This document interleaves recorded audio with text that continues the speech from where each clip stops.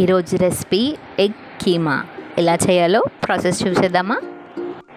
ఒక ప్యాన్ తీసుకొని కొంచెం బటర్ వేసుకొని ఇందులోనే సన్నగా తరిగిన వెల్లుల్లి కూడా వేసుకొని మంచిగా ఫ్రై చేసుకోవాలి.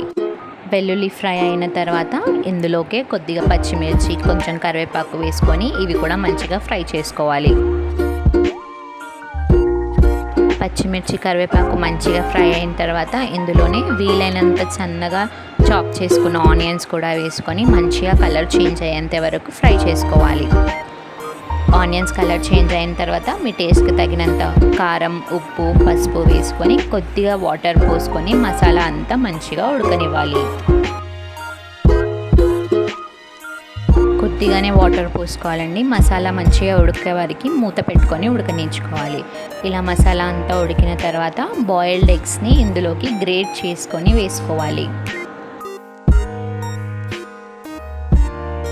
ఇలా గ్రేట్ చేసుకున్న తర్వాత ఎగ్ని మంచిగా ఆనియన్స్లో కలిసేదాకా కలుపుకోవాలి. కలుపుకున్న తర్వాత కొద్దిగా వాటర్ పోసుకొని మళ్ళీ కొంచెం సేపు మూత పెట్టి ఉడికించుకోవాలి.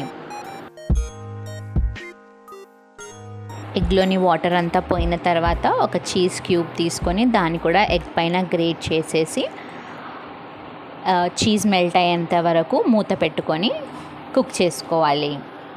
చీజ్ మెల్ట్ అయిన తర్వాత పైనుంచి కొంచెం కొత్తిమీర చల్లేసుకుంటే ఎగ్ కీమా రెడీ. దీన్ని చపాతీతో తింటే చాలా బాగుంటుందండి. మీరు కూడా ఒకసారి ట్రై చేసి మీకు ఎలా వచ్చిందో కమెంట్స్లో చెప్పండి. Thanks for watching.